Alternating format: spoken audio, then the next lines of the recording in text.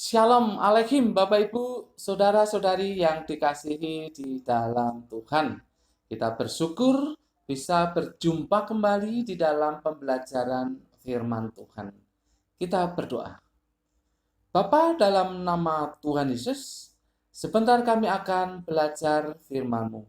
Dan biarlah Roh Kudus yang menerangi hati kami, sehingga kami sanggup memahami kebenaran firman-Mu ya Bapa. Dalam nama Tuhan Yesus. Amin.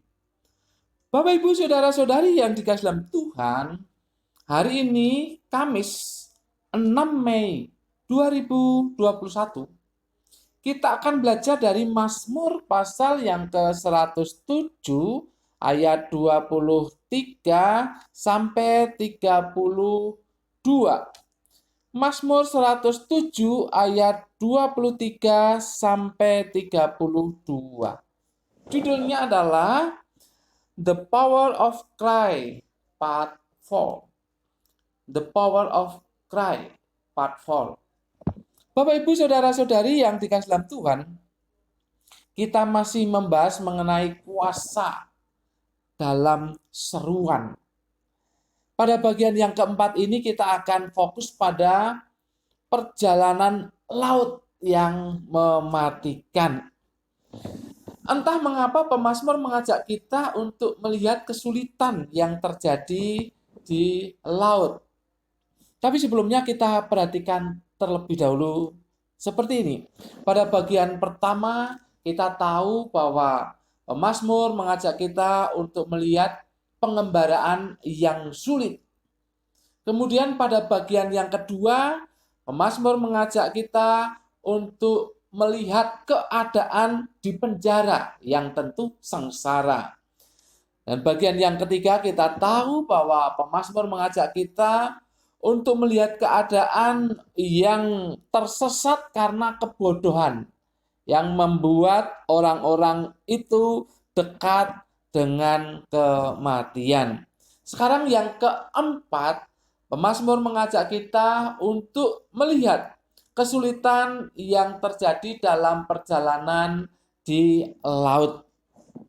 Kalau kita melihat empat bagian ini, sepertinya pemazmur ingin menjelaskan mengenai keadaan yang sulit di berbagai tempat. Walaupun sebenarnya ini merupakan gambaran dari kehidupan yang sulit di tanah pembuangan di Babel. Bapak Ibu Saudara-saudari yang dikasihi dalam Tuhan, sebagaimana yang sudah-sudah, ada 3 hal yang perlu kita perhatikan. Yang pertama adalah alasan mengapa harus berseru. Itu ayat 23 sampai 27. Kita baca pelan-pelan. Ada orang-orang yang mengarungi laut dengan kapal-kapal, yang melakukan perdagangan di laut luas. Mereka melihat pekerjaan-pekerjaan Tuhan dan perbuatan-perbuatannya yang ajaib di tempat yang dalam. Ia berfirman, maka dibangkitkannya angin badai yang meninggikan gelombang-gelombangnya. Mereka naik sampai ke langit dan turun ke samudra raya. Jika jiwa mereka hancur karena celaka. Mereka pusing dan terhuyung-huyung seperti orang mabuk dan kehilangan akal. Bapak Ibu Saudara-saudari yang dikasihi dalam Tuhan, di sini digambarkan seorang pebisnis yang melalui jalan laut. Di sana dikatakan ada orang-orang yang mengarungi laut dengan kapal-kapal yang melakukan perdagangan di laut luas. Namun kalau kita perhatikan selanjutnya, maka kita bisa melihat di situ bahwa mereka menghadapi kesulitan. Kesulitan itu berupa badai, berupa angin badai yang membuat gelombang-gelombangnya menjadi tinggi. Ini bisa menghantam kapal sekaligus airnya bisa masuk ke dalam kapal. Bapak Ibu saudara-saudari yang dikasihi dalam Tuhan, tetapi menariknya bahwa angin badai itu yang menimbulkan gelombang yang tinggi itu dikatakan sebagai pekerjaan Tuhan. Artinya Tuhan ada di dalamnya. Itu artinya bahwa Tuhan sebetulnya sedang menghukum ya, sedang menghukum. Karena dikatakan di ayat 25, ia berfirman maka dibangkitkannya angin badai. Artinya bahwa Tuhan yang membuat ini untuk menghukum orang-orang yang ada di sini, sebagaimana yang hari-hari yang lalu kita pelajari bagaimana mereka buat kesalahan. Tapi sekali lagi, ini merupakan gambaran kesulitan, keadaan yang dialami oleh orang-orang Yahudi di pembuangan. Jadi sangat sulit.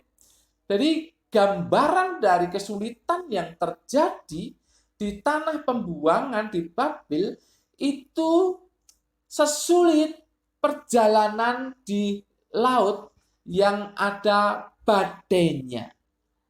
Jadi orang diminta untuk menggambarkan itu di pikiran mereka, bahwa kesulitan yang terjadi di tanah pembuangan itu gambarannya bagaikan kesulitan yang terjadi di lautan yang badainya besar, yang menimbulkan gelombang yang tinggi. Itulah kesulitan yang dihadapi oleh orang-orang Yahudi. Bapak Ibu saudara-saudari yang dikasihi dalam Tuhan, hal yang kedua yang kita harus lihat adalah seruan yang dijawab. Sebagaimana bagian-bagian sebelumnya kita sudah belajar ini, seruan yang dijawab. Ayat 28 sampai 30 demikian. Maka berseru-serulah mereka kepada Tuhan dalam kesesakan mereka, dan dikeluarkannya mereka dari kecemasan mereka. Dibuatnyalah badai itu diam, sehingga gelombang-gelombangnya tenang. Mereka bersukacita sebab semuanya reda, dan dituntunnya mereka ke pelabuhan kesukaan mereka. Hal yang sama di sini seruan itu dijawab oleh Tuhan.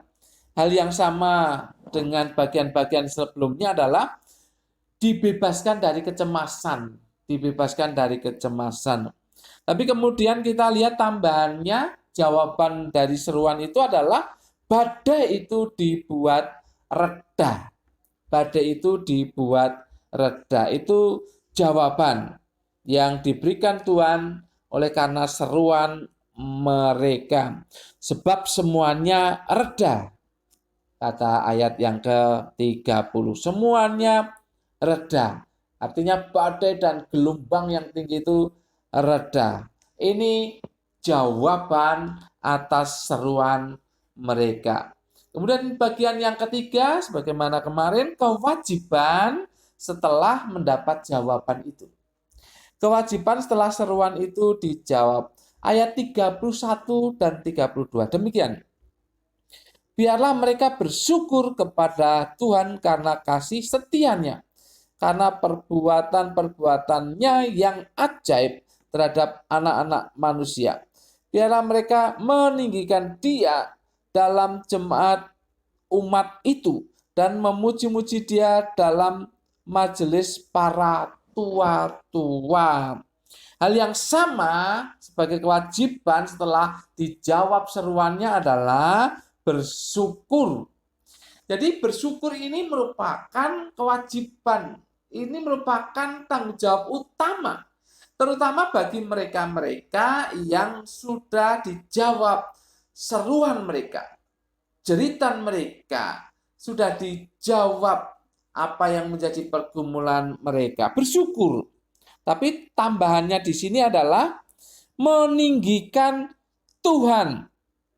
Meninggikan Tuhan. Ayat 32 tadi katakan, biarlah mereka meninggikan Dia. Jadi selain bersyukur, maka orang-orang yang dijawab seruannya itu harus meninggikan Tuhan, memuji-muji Dia. Bapak Ibu saudara-saudari yang dikasihi dalam Tuhan, jadi inilah yang menjadi tanggung jawab dari orang-orang yang sudah diselamatkan, yang seruannya dijawab, yaitu bersyukur dan memuji Tuhan, meninggikan Tuhan. Itu harus, karena ini merupakan tanggung jawab.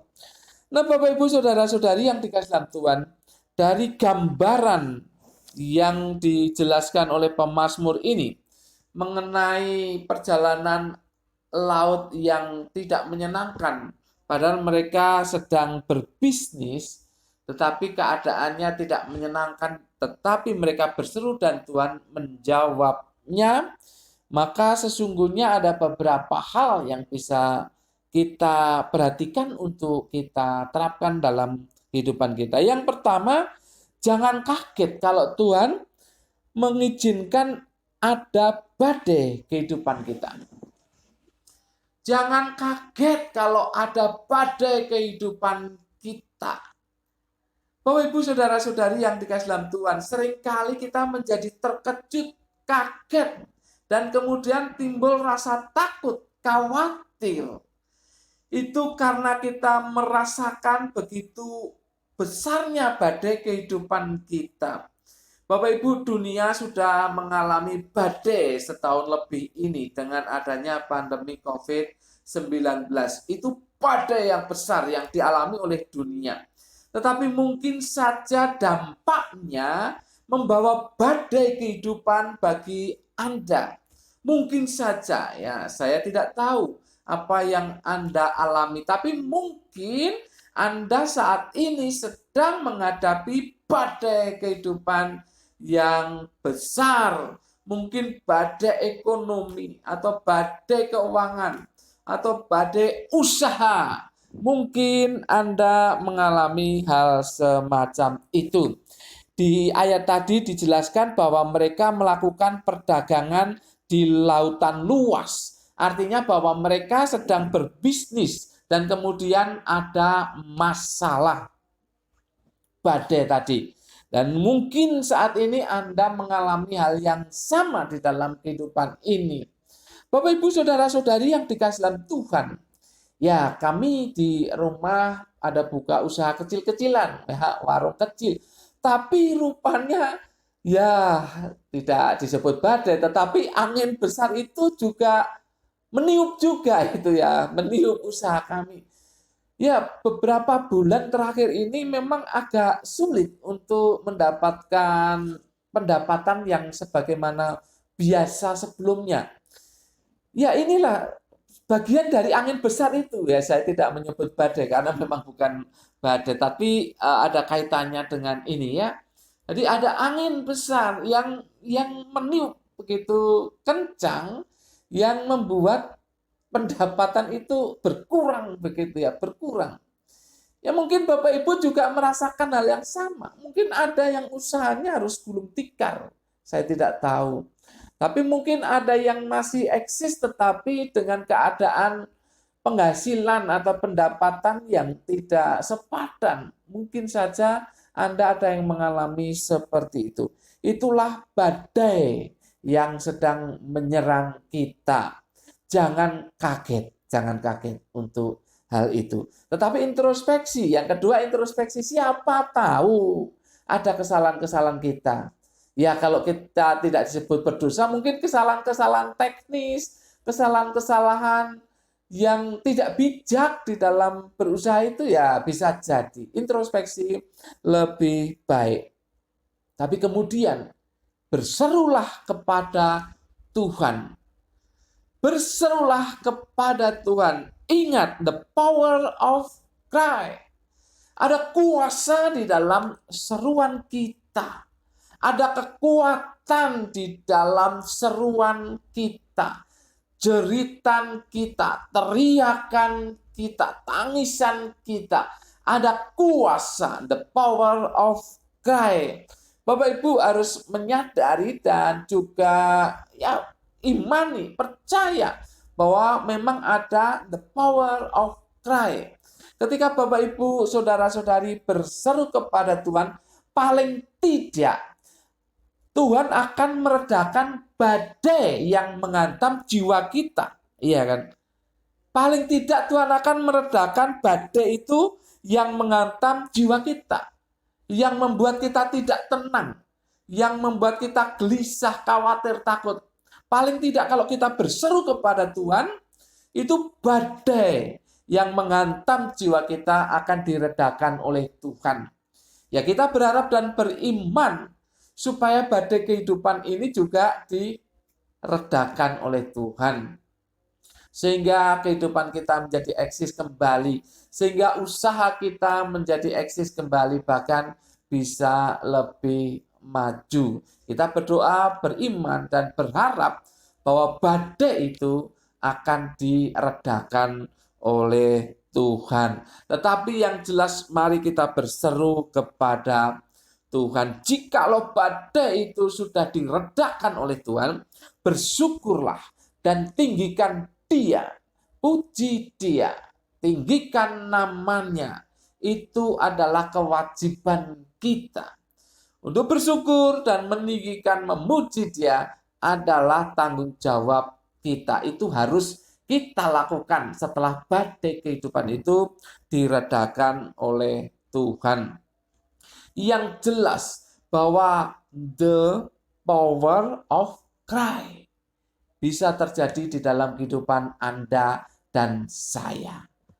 Ada badai, ada kuasa di dalam seruan. Maka berserulah kepada Tuhan. Amin. Mari kita berdoa. Bapa, dalam nama Tuhan Yesus, terima kasih untuk firman-Mu. Kami sudah belajar.